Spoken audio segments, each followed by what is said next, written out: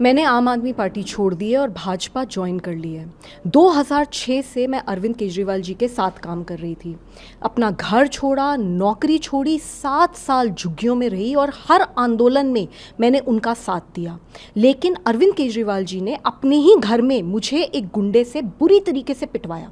जब मैंने इसके खिलाफ आवाज़ उठाई, FIR दर्ज करने की कोशिश की, तो मुझको डराया गया और धमकाया गया।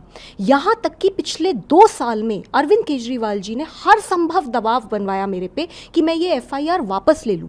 इसके चलते 2 साल में मुझे एक बार भी पार्टी के टाइम से बोलने का संसद में मौका नहीं दिया गया। ये बहुत ही ज़्यादा शर्म की बात है और मैं ये मानती हूँ कि अरविंद केजरीवाल एक निहायती महिला विरोधी इंसान है।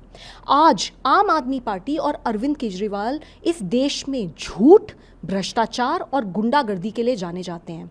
ये लोग सबके सब पंजाब में घुस गए हैं, पंजाब की सरकार को रिमोट कंट्रोल से चला रहे हैं और पंजाब को इन्होंने अपना पर्सनल ATM बना दिया है।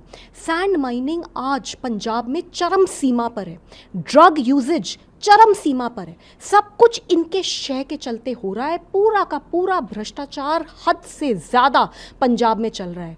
एक MLA और मंत्री जो पहले स्कूटर पे भी उनके पास नहीं था, स्कूटर पे आया करते थे, आज वो बड़े घर, बड़ी गाड़ियाँ, बड़े बड़े घोटाले, बड़े बड़े बिजनेसेस में इन्वॉल्व हो गए हैं। और इन सब के बारे में जैसे ही अरविंद केजरीवाल जी के खिलाफ कोई भी कुछ कहता है तो वो तुरंत उसके ऊपर FIR करते हैं, उसको डराते हैं, उसको धमकाते हैं। एक तरफ देश में अरविंद केजरीवाल हैं जो कि भ्रष्टाचार और गुंडागर्दी के लिए जाने जा रहे हैं, और दूसरी तरफ देश में एक निर्णायक लीडरशिप है प्राइम मिनिस्टर मोदी जी की। मैं ये मानती हूँ कि आज के समय में प्राइम मिनिस्टर मोदी ना सिर्फ इस देश में मोस्ट फेमस हैं, मोस्ट पॉपुलर लीडर हैं, वो पूरे विश्व में आज बहुत ही ज़्यादा पॉपुलर लीडर हैं। चाहे वो ऑपरेशन सिंदूर में दुश्मन के घर में घुसकर उसको मारना हो, चाहे वो देश से नक्सलवाद पूरी तरीके से ख़त्म करना हो, चाहे वो ट्रिपल तलाक जैसे सेंसिटिव इश्यूज़ के ऊपर निर्णायक स्टेप्स लेना हो, चाहे वो विमेन रिजर्वेशन बिल जिसका इस देश की महिलाएं सदियों से इंतज़ार कर रही हैं, उसको संसद में लेकर आना हो। प्राइम मिनिस्टर मोदी जी और होम मिनिस्टर अमित शाह जी ने इस देश में ऐसे ऐसे ऐतिहासिक काम किए हैं जिनकी जितनी सराहना की जाए उतनी कम है।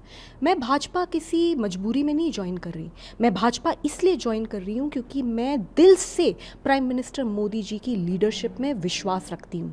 He is a strong leader and he is a global leader, और उनकी डिप्लोमेसी के चलते आज हमारा देश, जबकि पूरे विश्व में त्राही त्राही मची है, वॉर चल रहा है, बड़ी से बड़ी कंट्रीज़ में क्राइसिस है, आज हमारा देश ना सिर्फ स्टेबल है बल्कि आगे बढ़ रहा है।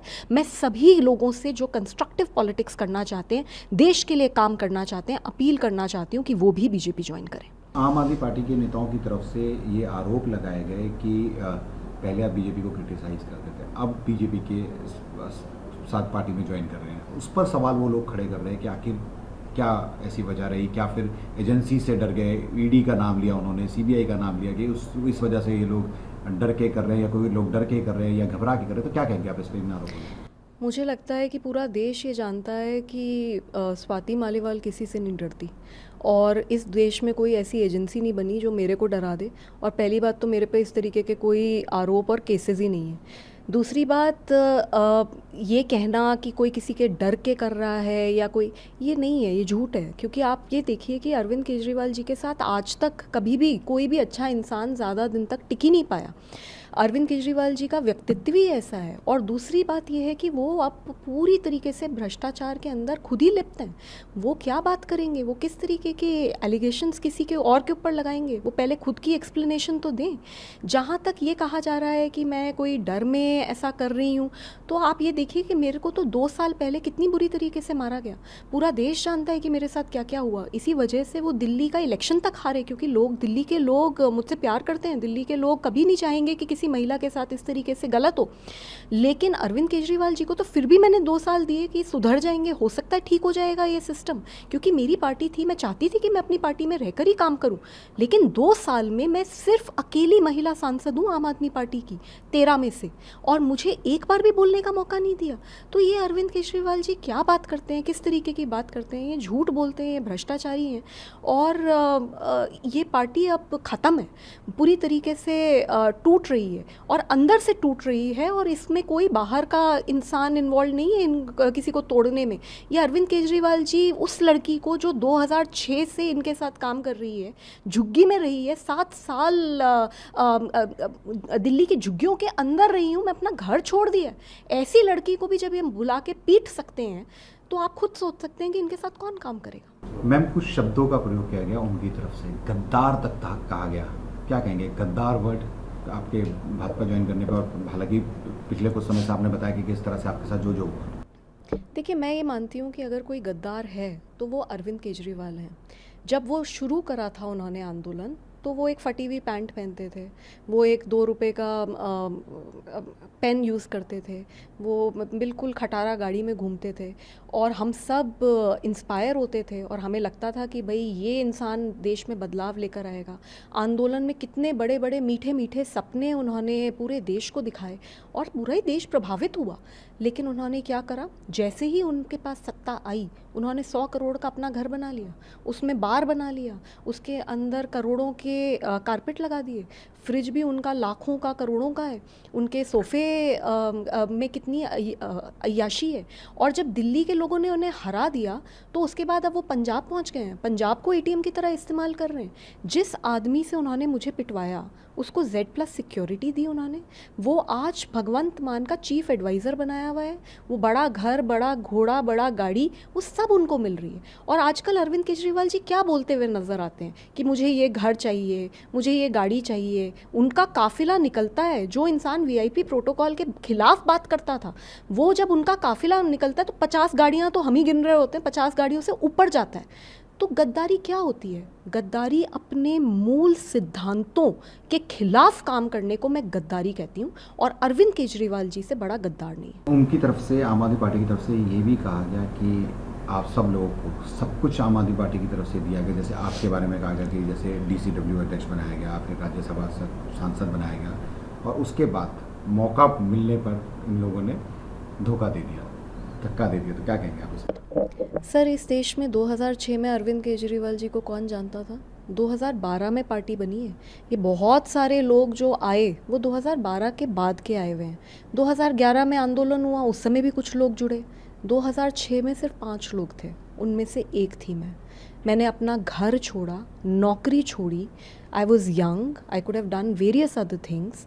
I started living in a slum. 7 साल झुग्गियों में रही हूँ और अपना खून पसीना बहाया है इस पूरे कॉज के लिए। तो बाकी किसी के लिए अगर वो कुछ कहते हैं, मैं उस पर नहीं जाना चाहती, लेकिन मेरे लिए कैसे कह सकते हैं? जब उन्हें कोई नहीं जानता था, मैं तब से साथ हूँ। और अगर आज मुझ से इंसान कोई पिटवा कर फिकवाया जाता है और मुझ से इंसान को पार्टी टाइम नहीं देती बोलने के लिए, तो वो कैसे कह सकते हैं कि वो उन्होंने बनाया? ये एटीट्यूड कितना ख़राब एटीट्यूड है कि मैंने बनाया। अरे आप होते कौन हो बनाने वाले? अगर कोई है जो किसी को बनाता है, वो है भगवान। तो भगवान से डरना चाहिए। ये बातें बोलना कि हमने बनाया, अरे कोई किसी को नहीं बनाता। और 2006 में अगर मैं नहीं होती इनके साथ और जो 3-4 लोग थे वो नहीं होते इनके साथ, तो क्या ये बन जाते?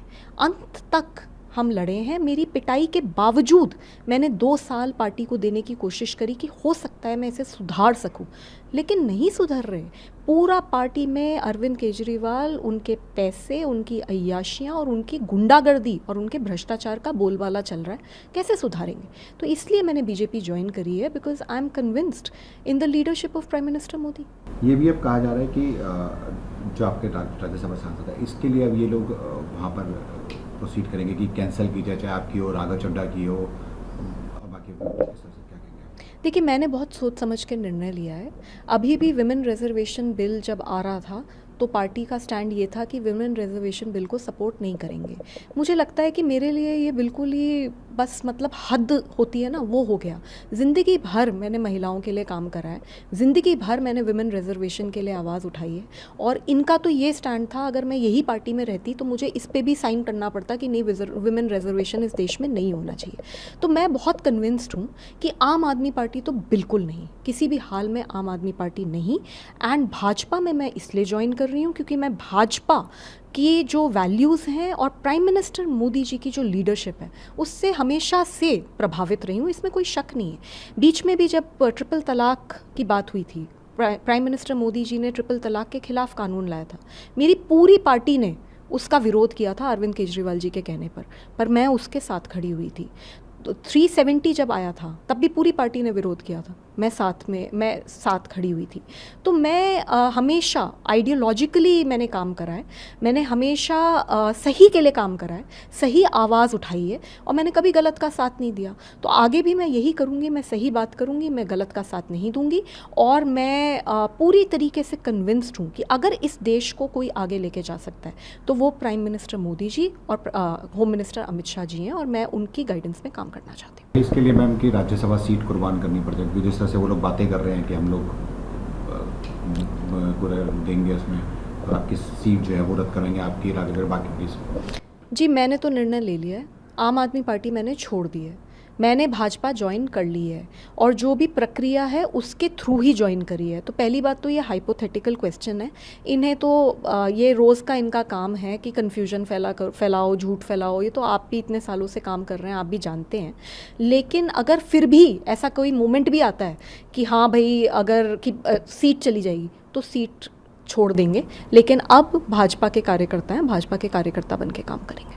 अगर बाकियों की बात की जाए जिसमें ये कहा गया जैसे डिप्टी राज्यसभा सीट उन्होंने राघव चड्ढा से हटा के दूसरों को दी और उन्होंने भी अशोक मलिक साहब ने भी जो है वो छोड़ दिया, ईडी की रेड का उन्होंने हवाला दिया। तो इस तरह से चीज़ें बातें कर रहे हैं कि इस वजह से ये बाकी जितने भी जो लोग हैं वो सब एकजुट होकर पार्टी से हट रहे हैं, क्या कहेंगे आप? देखिए, मैं इसको ऐसे ही देखती हूँ क्योंकि मैं ये इनकी इस तरीके की श्रृंखला काफ़ी सालों से ऑब्ज़र्व कर रही हूँ। आप प्रशांत भूषण जी को देख लें, आप शांति भूषण जी को देख लें, कुमार विश्वास जी को देख लें और ऐसे अनगिनत हज़ारों लाखों वॉलंटियर्स हैं जो अरविंद केजरीवाल जी के चलते हुए पार्टी छोड़ के गए हैं। तो मैं तो यही मानती हूँ कि कोई भी अच्छा इंसान अरविंद केजरीवाल जी के साथ लंबे समय तक काम नहीं कर सकता। मैंने अपनी पूरी कोशिश करी क्योंकि मैं 2006 से थी, तो मैंने अपनी पूरी कोशिश करी कि जितना इस चीज़ को खींचा जा सके, जितना सुधारा जा सके, जितना वहीं रहकर, क्योंकि अपना घर कोई छोड़ के क्यों जाना चाहेगा, जितना वहीं रहकर काम करा जा सके मैंने करी कोशिश। लेकिन मैं देख रही हूँ कि मैं कुछ यहाँ रहकर कोई काम ही नहीं कर पा रही और एक तरफ देश इतना आगे बढ़ रहा है और इतना अच्छा काम हो रहा है, तो मैं बिल्कुल डेफिनेटली मैंने ये डिसीजन लिया है कि मैं प्राइम मिनिस्टर मोदी जी की लीडरशिप में काम करूँगी। राज्यसभा हो ना हो, these are immaterial things. Now मैं बीजेपी की कार्यकर्ता हूँ और बीजेपी के कार्यकर्ता के रूप में ही काम करूँगी। वैसे मैम 7 लोगों के नाम आए कि ये पार्टी छोड़ रहे हैं, अब आम आदमी पार्टी का बाकी नेता किस तरह से आप देखती हैं आम आदमी पार्टी को, क्या कहेंगे इस बारे में? देखिए, मैं तो ये मान रही हूँ कि पार्टी अंदर से टूट रही है और कुछ चीज़ें आज आपको दिख रही हैं, कुछ अब आपको आने समय में दिख जाएंगी और जब वो होगा तब भी लोगों को ऐसे ही ये भ्रमित करेंगे कि अरे किसी और ने तोड़ दिया। कौन आके तोड़ रहा है? कोई इंटरेस्टेड नहीं है तोड़ने में। इस देश में बहुत काम चल रहा है, किसी को इतना समय नहीं है कि आपको आकर तोड़ें। वो तो तब एक बार को समझ सकते थे जब आप अंदर से नहीं टूट रहे होते, आप तो खुद ही टूट रहे हो, सारे टूट रहे हैं। मैं सबके संपर्क में हूँ, कोई ऐसा नहीं है जो अरविंद केजरीवाल से खुश हो। तो जो वो आदमी खुद ही अपने हरकतों से ही लोगों को तोड़ रहा है, तो कोई बाहर का आके क्या तोड़ेगा इन्हें? बीजेपी के नेताओं का कहा कि पंजाब में भी जितने भी विधायक हैं वो भी परेशान है, वो छोड़ सकते हैं पार्टी, हट सकते हैं। तो किस तरह से देखते हैं अगर पंजाब की हालत? पंजाब को ये लोग लूट के खा रहे हैं और जो भी सच्चा पंजाबी होगा वो किसी भी हाल में इनका साथ नहीं देगा। मैम, आज एक परवेज़ वर्मा जी ने कुछ फ़ोटोज़ दिखाई जिसमें ये कहा शीश महल 2, यानी कि जो दूसरे घर में शिफ्ट हुए हैं उसकी भी आलीशान तरीके से वो जहाँ पे केजरीवाल जी हैं, तो उस पर क्या कहेंगे आप? शीश महल 1 फिर शीश महल 2 किस तरह? देखिए, एक तरफ ये लोग ये आरोप लगा रहे हैं कि देखिए हमने कोई गद्दारी कर दी, हम तो छोड़ के भाग गए, और दूसरी तरफ खुद ही देखिए कि ये क्या काम कर रहे हैं। क्या ये काम करने राजनीति में आए हैं कि हमें एक शीश महल 1 कर लिया, फिर शीश महल 2 इन्होंने चंडीगढ़ में बना दिया, अब ये शीश महल 3 यहाँ पे बना रहे हैं? ये क्या चल रहा है? आप राजनीति में हैं, आप आम इंसान के मुद्दे उठाने के लिए जनता ने आपको चुन के भेजा था और आपने जनता को ही लूटना शुरू कर दिया। ये जो इस तरीके के साजो जो सामान अपने घर में सरकारी पैसे से आ रहे हैं, ये तो आम टैक्स पेयर्स के पैसे से आ रहे हैं ना, ये लोगों की, गरीब इंसान की कमाई के पैसे से आ रहे हैं। तो इन्हें शर्म नहीं आती इस तरीके से ये शीश महल 1, 2, 3 बना रहे हैं, और यही कारण है जिसकी वजह से लोग इन्हें छोड़ के जा रहे हैं।